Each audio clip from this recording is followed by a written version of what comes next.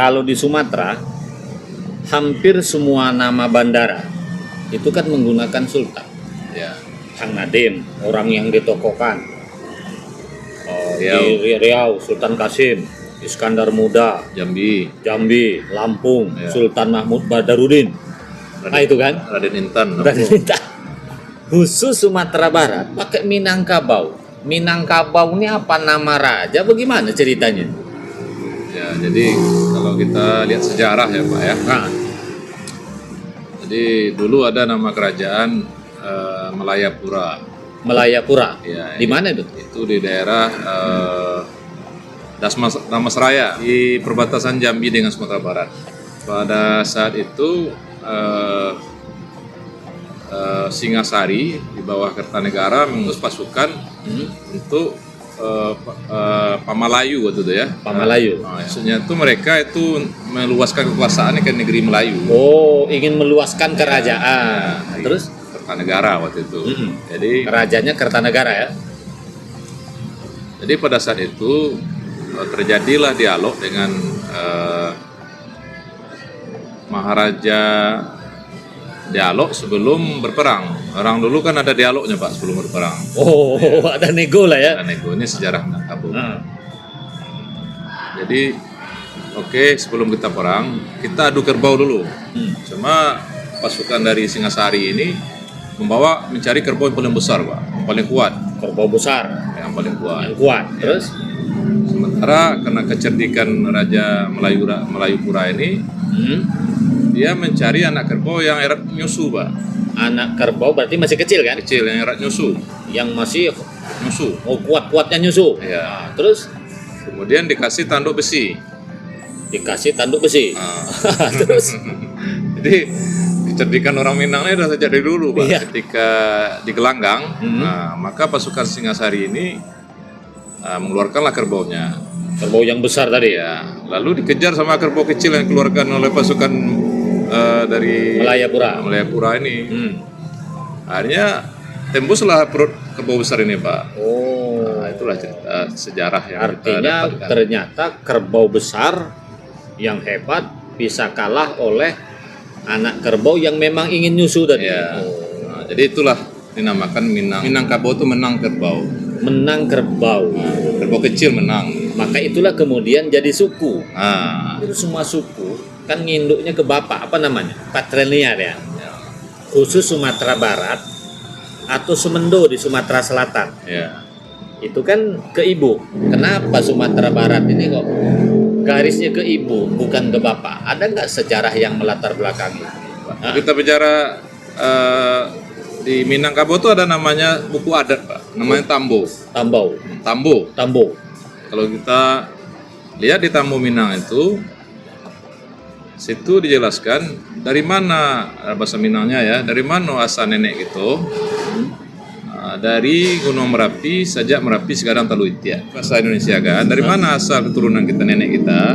Dari Gunung Merapi, semenjak Merapi ini sebesar Teluriti. Zaman Sultan Iskandar Zulkarnain, dalam sejarah Tambo ya, itu dia mengutus 3 anak untuk mendakwahkan tauhid lah. Itu sekitar zaman Nabi Musa. Zaman Nabi Musa. Saat Nabi Musa.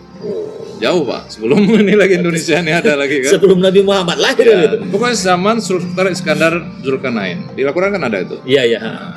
Kalau Inggrisnya Alexander Agung kan. Iya, iya, betul. Dia mengutus dalam Tambo itu dijelaskan 3 orang anak. 1 Maraju Alif, 2 Marajo Diraja, 3 Maraja Dipang. Dipang. Nah, dari Marajo Alif ini dia menguasai dari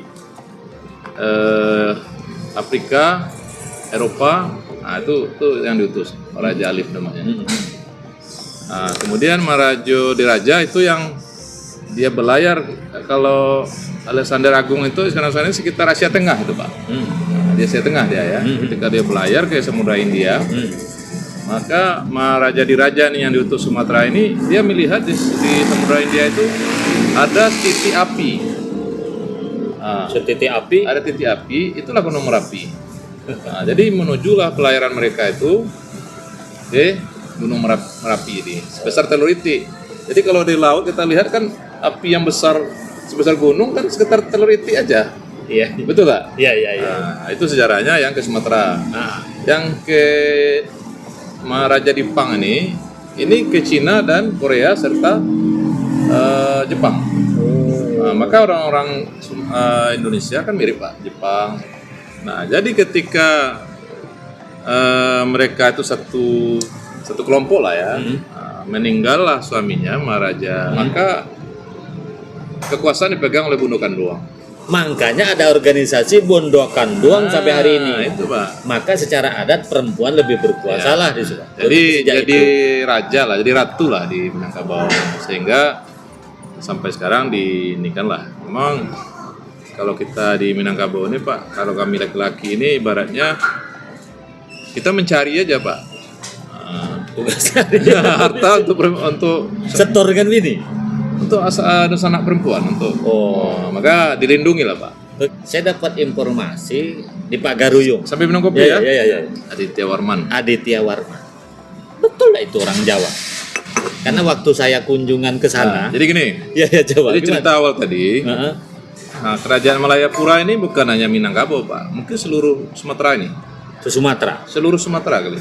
Jadi ketika kerbau ini kalah, yang kerbau besar ini ya, maka terjadilah negosiasi antara pasukan Singasari dengan Raja Damastraya ini. Jadi artinya dimintalah oleh Raja Kertanegara waktu itu dua anak raja ini yang dibawa ke Jawa, Darapeta dan Darajingga. Ke Singosari ya? Ke Singosari. Jadi damai lah.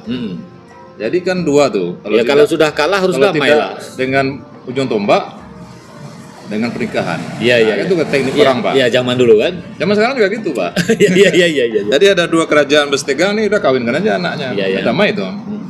Artinya damai lah Pak. Sehingga meluaslah kekuasaan Malayapura waktu itu udah mulai goyang mulai ini juga ada serangan dari dinasti Mongol nggak salah waktu itu ya. Dari luar ya. Sehingga Darajingga ini itulah ibunya Aditya Warman. Berarti Aditya Warman ini masih keturunan Majapahit? Iya, tapi ibunya Minang. Jadi raja pertama di Pagaruyung. Ya, jadi Aditya ketika Warman. itu ini dalam sejarah juga Gajah Mada pun itu dari keturunan Minang juga. Darajingga ini, dua putri ini, putri Minang ini. Sehingga ketika Aditya Warman ini kan hebat ya Pak. Dia panglima di Singasari. Di Majapahit waktu itu. Tapi dia diisukan dia tidak asli turunan raja karena ibunya dari Sumatera. Masih sama juga suku semua. Nah, sehingga dia dihalang tuh. Ternyata suku semua dari dulu juga. Dihalang tuh jadi raja di Majapahit. Karena ibunya orang Minang. Ya, akhirnya dia minta sama ininya saudara-saudaranya, udahlah saya balik aja lah ke kampung ibu saya di Minang. Nah, pulanglah dia ke Minangkabau, maka dia pindahkan ibu kota ini dari Damastraya ke Pagaruyung, ini kan jauh nih Pak. Itu ceritanya. Nah, baru dia jadi raja di situ. Betul nggak pada akhirnya Pagaruyung ini memberontak? Memberontak kemana? Ke Singosari apa ke Majapahit waktu itu? Iya, kalau dia udah kuat. Waktu itu kan Singosari dikalahkan Majapahit. Dia tidak tunduk dengan Majapahit ya waktu itu, Pagaruyung. Nah, jadi ini Singosari ini kan nggak lama Pak. Ya, jadi setelah itu beralih ke Majapahit kan. Kan anak dari Singosari juga. Iya betul. Nah, ketika di Majapahit, ini tunduk nggak Pagaruyung? Makanya nggak tunduk. Dia pulang ke Minang untuk membangun sebuah kerajaan. Nah, dia pindahkanlah. Baru nyambung. Artinya tidak tunduknya bukan tidak tunduk dengan Singosari. Karena Singosari juga sudah runtuh. Baru paham. Nah, jadi Raden Wijaya ya Majapahit ya. Nah, jadi ketika itu dia di Minang ini dia bangunlah, kumpulkanlah saudara-saudara dia nih. Nah, buatlah, dipindahkanlah, kan jauh tuh Pak dari Damastraya ke Pagaruyung itu ada sekitar 100 kilo ada nggak salah itu. Ada. Jauh tuh Pak. Itu loh. ketika Pagaruyung ini katakanlah tak mau tunduk dengan Majapahit, Majapahit menyerang enggak waktu itu? Nggak menyerang Pak, membiarkan karena keturunan dia juga. Artinya gini, Jawa dengan Minang ini dari zaman bahula, zaman dulu gitu ya, bersatu berseteru. Maka kalau kita lihat Mas Iyunnya Bezana itu Pak, itu udah terjadi zaman dulu. Iya. Darah Peta, darah Jingga kawin sama Raja Jawa.